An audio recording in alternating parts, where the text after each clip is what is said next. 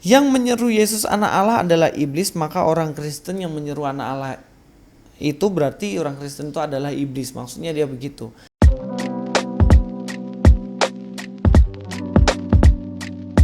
Assalamualaikum, selamat datang kembali di channel ini. Kali ini saya akan membahas tentang pertanyaan atau tanya jawab teologi segmen ini, di mana teman-teman yang mau bertanya silahkan langsung bertanya, bisa via Facebook, bisa via Instagram. Jadi teman-teman, saya akan mengupload video saya di 3 media sosial ini, yaitu di Facebook, YouTube, dan juga Instagram. Jadi teman-teman jangan lupa untuk follow ketiga-tiganya supaya tidak ketinggalan informasi. Kali ini tanya jawabnya adalah dari seorang yang bernama Nur Hidayah ya.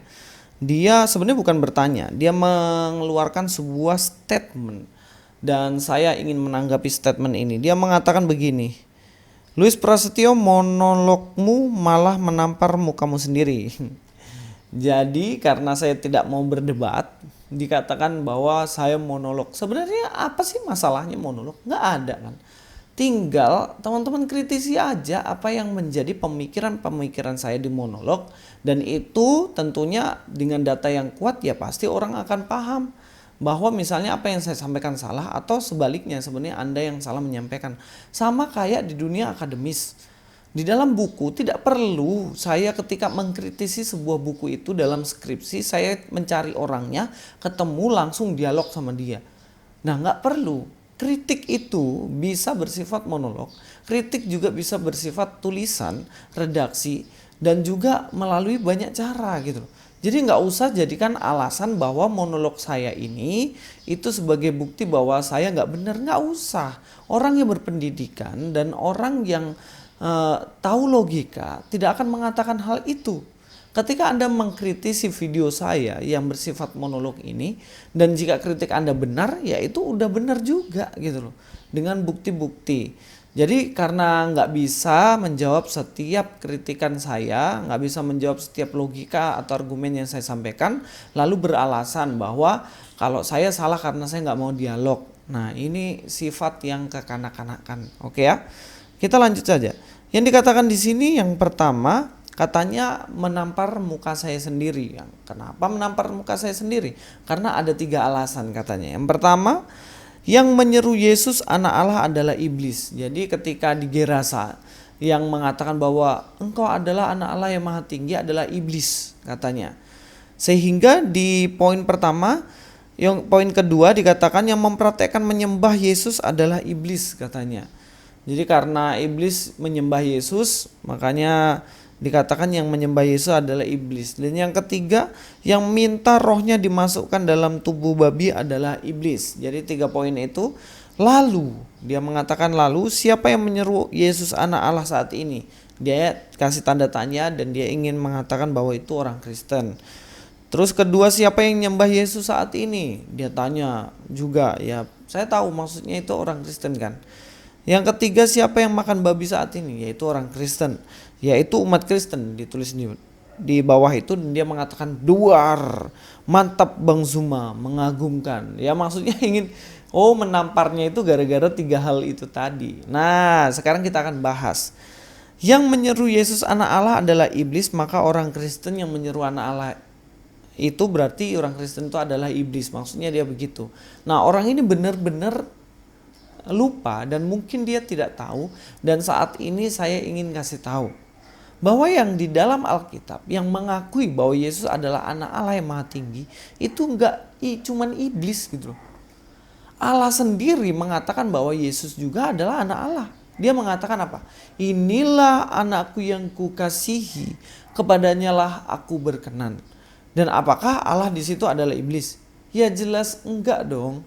Selain Allah, ternyata juga malaikat mengatakan bahwa Yesus adalah anak Allah.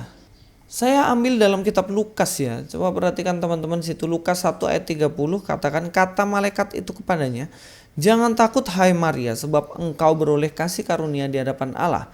Sesungguhnya engkau akan mengandung dan akan melahirkan seorang anak laki-laki dan hendaklah engkau menamai dia Yesus. Dikatakan di situ bagaimana malaikat mengatakan pada Maria bahwa anak dalam kandungan itu disebut atau diberi nama Yesus. Ia akan menjadi besar dan akan disebut anak Allah yang maha tinggi, dan Tuhan Allah akan mengaruniakan padanya tahta Daud bapa leluhurnya. Dikatakan di situ bahwa ia akan menjadi besar dan ia akan disebut sebagai anak Allah yang maha tinggi. Dikatakan di situ, dan ia akan menjadi raja atas kaum keturunan Yakub sampai selama-lamanya, dan kerajaannya tidak akan berkesudahan. Jelas sampai di sini bahwa Yesus disebut oleh malaikat sebagai anak Allah yang maha tinggi juga. Lalu apakah malaikat di sini adalah iblis? Ya bukan, karena di situ yang datang adalah malaikat yang bernama Gabriel. Paham ya sampai sini? Jadi statement yang mengatakan bahwa apa yang saya sampaikan menapar muka saya sendiri itu jelas keliru. Itu klaim kosong yang disampaikan orang ini. Sebab sebenarnya statementnya Zuma ini hanya menunjukkan bahwa Zuma tidak mengerti tentang Alkitab. Bahwa yang mengatakan anak Allah maha tinggi nggak cuma iblis, bos. Allah sendiri mengatakannya dan malaikat sendiri mengatakannya. Kita masuk ke pembahasan yang kedua. Dalam poin yang kedua dikatakan yang mempraktekkan menyembah Yesus adalah iblis. Siapa yang menyembah Yesus saat ini? Yang menyembah Yesus adalah orang Kristen kan? Berarti orang Kristen ada iblis. Oh, mau bilang gitu sebenarnya. Nah, sekarang persoalannya adalah iblis dia ketakutan dan sujud pada. Nah, persoalannya saat ini iblis itu tidak hanya menyembah kepada Yesus, tetapi dia juga ingin disembah. Ini persoalan fatal dari iblis. Apakah orang Kristen mau disembah? Apakah saya minta kalian sembah saya? Kan enggak. Nah, iblis mau disembah loh. Dia ingin menyamai Allah. Dari awal memang dia ingin melakukan itu. Karena iblis memanglah antikris. Dalam Matius pasal 4 ayat 8 dikatakan, dan iblis membawanya pula ke atas gunung yang sangat tinggi dan memperlihatkan kepadanya semua kerajaan dunia dengan kemegahannya, dan berkata kepadanya, semua itu akan kuberikan kepadamu jika engkau sujud menyembahku. Nah, tuntutan iblis di sini apa? Supaya Yesus menyembahnya, menyembah kepada iblis.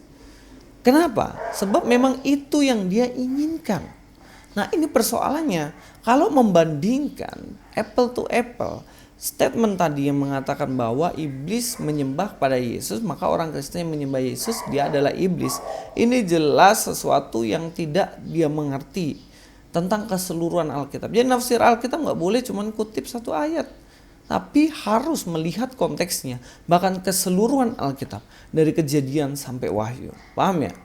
Poin yang ketiga, dia mengatakan pada poin yang ketiga bahwa yang meminta memasuki tubuh dari babi adalah iblis. Iblis mau diusir ke dalam tubuh babi.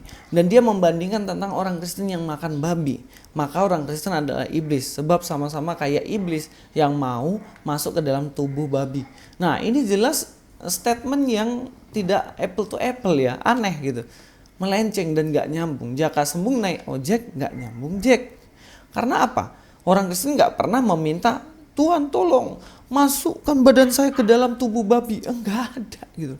Nah, misalnya apple to apple tuh kalau gini, iblis minta kepada Yesus, Yesus tolong masakkan babi, saya akan makan babi. Dan kemudian orang Kristen makan babi, dibandingkan, oh berarti Kristen adalah iblis karena suka makan babi.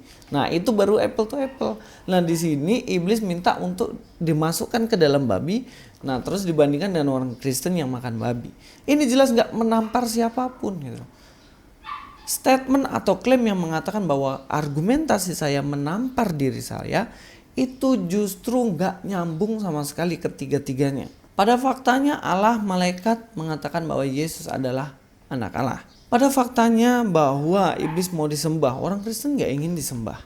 Pada faktanya orang Kristen gak ada yang meminta untuk memasukkan dirinya ke dalam babi. Dan ini semuanya jelas tidak nyambung statement atau argumentasinya. Saya memang berharap ada argumentasi yang agak-agak berat sedikit lah, berdasarkan fakta, berdasarkan literatur, tapi ternyata sampai sekarang belum ada yang sejauh itu. Dan terima kasih sudah menyaksikan video ini dari awal sampai akhir. Salam dari saya, Luis Prasetyo. God be with you all.